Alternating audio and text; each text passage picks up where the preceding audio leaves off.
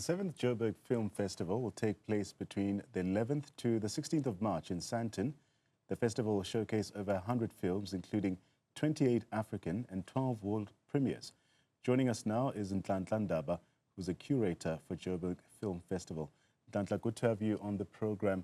Firstly, tell us, what can people attending this festival expect, especially this time around? Good evening, and thank you for having me. We have put together a really compelling, lineup of films. We have, like you said, 20 premieres. We have African premieres. We have 12 world premieres, and we have an absolutely fantastic lineup where we tried to cater to a lot of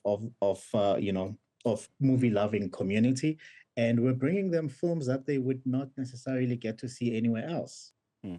Let's speak about some of the biggest challenges that especially South African filmmakers face today. And how does the festival then help address some of these issues?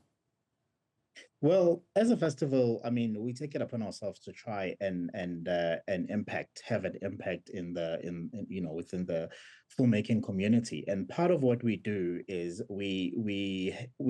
there are 5 films that we made,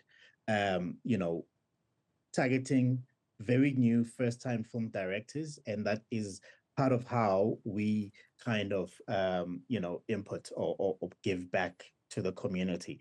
It's very important for us to ensure that filmmakers are seen and heard. And I mean, the big issues happening around the DTIC rebate at the moment, with marches planned by filmmakers, and we're creating a platform. We have JBX Talks, where we can talk the business and politics of filmmaking, and that's just our little contribution as a film festival. Speaking about the business of filmmaking, funding as well as distribution still remain especially major hurdles, if you will, for African filmmakers. Are there new opportunities that you are seeing that are emerging really to support local talent? Well, the opportunities have always been there, but it's up to the filmmakers to really tap into those spaces. Filmmaking requires you to really dig deep, to really do your research, to really go out there and see who's funding films, who is available at the moment. There are a lot of international co-production calls, especially for South Africa at the moment, and people can take advantage of that. As a film festival, we always have call-outs for scripts, so that we're able to try and develop new talent, to try and bring in new players into the market. And like I said, we have like 5 films that we produced in co-production with Showmax that are going to be screening at the festival this year.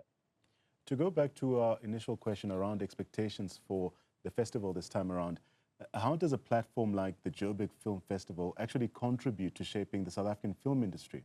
Let's speak more broadly about this. Look, we are a distribution platform, right? It's very, very difficult to get your film distributed. And part of how you get your film recognized, or for people to get attention or to bring it attention, is to put it in a festival like ours, so that we're able to then show it to the world. And I mean, we have a fantastic funder who has been behind us all the way, and they are a broadcaster as well. And they're able to also just have a look at our lineup and take in some of the work that we have curated. Nhlanhla, beyond screenings, the festival also includes the Joburg Exchange content market. Let's speak about this.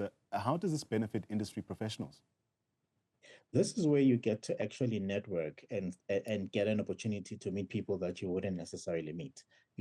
A market is designed so that you're able to kind of get into a space and meet a lot of people who will be interested in your work. You're able to set up meetings with various producers, various distributors.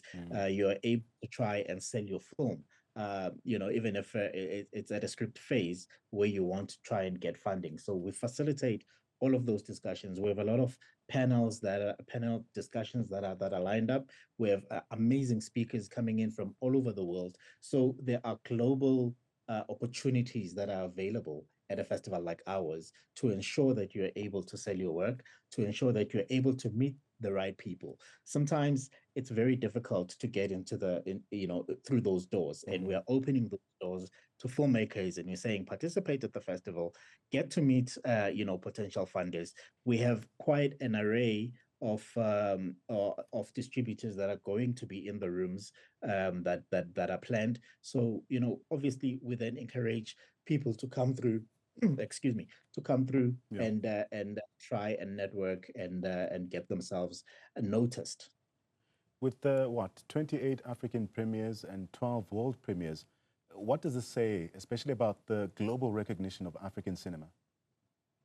We are growing, and there is a strong demand for African films. I mean, we have amazing African films from Senegal, from Nigeria, from Kenya screening at this year's festivals. At this year's festival, we have a fantastic lineup of South African films that are going to premiere at the festival, and this also includes documentaries. And a lot of these filmmakers are names that you would be aware of, as a filmmaker or as a film lover. And as somebody that just watches television, these are names that are familiar to people. We have Norman Markey, who's bringing us The Beast, which is going to be a world premiere. He's a South African producer, director, and he's well known for two features that he did, Soldiers of the Rock back in the days, and now he recently had Inkabi, which was on Netflix. So, we're bringing a lot of filmmakers with a lot of experience. We have Awam Amka showcasing our world premiere of his film, The Man Died, which also looks at the life of Wole Soyinka, who was an amazing figure, who is an amazing figure, in as far as African literature is concerned. So we bring you a whole range of films, and we are hoping that the public would also come and support these directors. It's important that we start supporting our own in terms of viewing and coming out and supporting these films at cinemas, so that we are able to grow this industry. We are holding ourselves back as the South African public by not going out there and supporting enough of our films when they're out on circuit. Which brings me to my next question around the theme for this year. The theme is the golden thread. What's the significance of this theme, and how does it reflect in films selected here?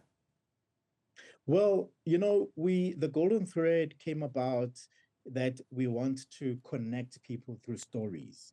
We live in a global society, and there are issues that affect all of us globally. So, we looked at this theme and we were guided by it in terms of, the selection process for this year's films. And you will see that, we talk about films that impact and affect there are situations that these films address that impact and affect us on a daily basis.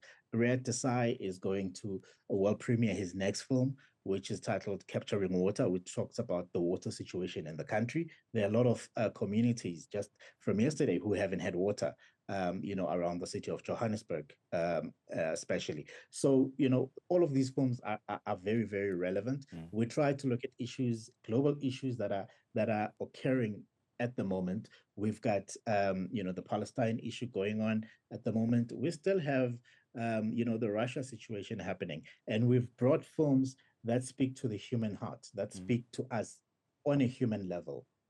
While we entertain, we want to be able to inform you, and we want you to be able to watch these films and reflect. The big part about our festival is that we also have directors and filmmakers coming over, so that you are able to then interact with them, get a sense of where they were in terms of their thinking, their emotions when they were conceptualizing all of these films. So this our theme is central in terms of what we selected for this year.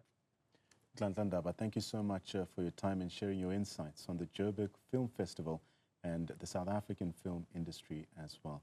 Do make sure that you do catch this event.